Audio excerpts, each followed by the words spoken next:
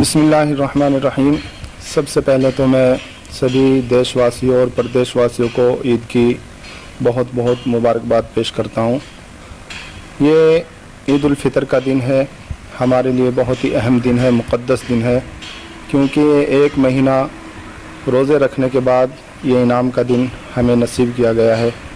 तो आज ईद का दिन जहाँ हमारे लिए एक तरफ खुशी का दिन है, साथ ही हमारे लिए आज का जो दिन है इस बार थोड़ा दुख का भी दिन है, क्योंकि लेकिन मुल्क के अंदर जो महामारी कोरोना वायरस को लेकर चल रही है, इसको लेकर हम सभी दुखी हैं। सभी मुसलमान के इस बीमारी के कारण बहुत से लोग परेशान हैं और जिसकी परेशानी हमको भी उठानी पड़ी है।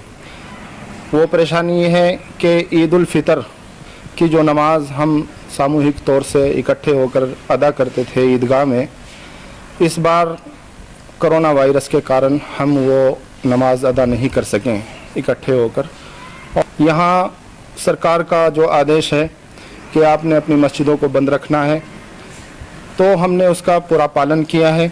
हमने अपनी मस्जिदों को बंद रखा है और हमने अपनी मस्जिदों को नहीं खोला है। जैसे जैसे हमारे पास गाइडलाइन आई, हमने उसके मुताबिक ही उन पर अमल किया और लोगों को भी उसके मुताबिक ही जागरूक किया है। और नई जो ईद की खुशी होती है और एक दूसरे के यहाँ जाते हैं, उससे भी हमने परहेज़ किया है कि भाई अपने अपने घरों में रहकर ही हमने अपनी ईद की खुशी का इजहार करना है।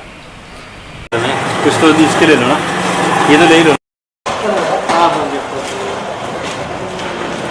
कुछ जिंदे बचते रहेंगे, दोबारा फिर ईद मनाएंगे।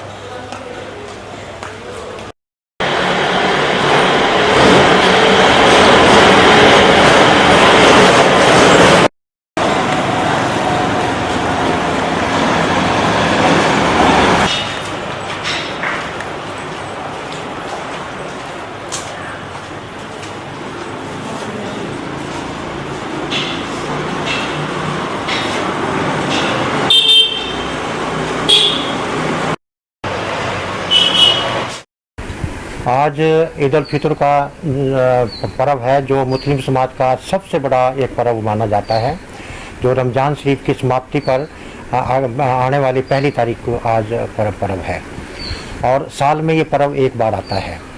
इसको अधिकतर लोग मीठी ईद के नाम से ज़्यादा जानते हैं, ईद उल फितर की जो बजाय, और इसमें कोई भी मीठी चीज़ या वो करते हैं। जो पर्व की अहम बात है वो नमाज है कि ईद की नमाज़ पढ़ी जाए, वो एक अहम बात होती है। लेकिन इस बार जो नमाज थी वो नहीं पढ़ी जा सकी। वजह यह रही कि ईद की नमाज या तो मस्जिद में हो सकती थी जमात के रूप में, या फिर ईदगाह में होती थी, और इन दोनों पर पाबंदी थी सरकार के दिशा निर्देश अनुसार कि जमात के साथ नमाज नहीं पढ़ेंगे। हमने सरकार के आदेशों का जो पालन है वो बड़ी कड़ाई से किया है, और हमने कहीं भी मस्जिदों में और ईदगाह में ईद की नमाज नहीं पढ़ी है, नहीं अदा की है। आप लोगों ने अपने घर में शुक्रियाना के कुछ 2 या 4 जो जमात थे वो अपने घर में अकेले ही पढ़े हैं, लेकिन वो ईद की नमाज नहीं, शुक्रियाना की नमाज पढ़ी है।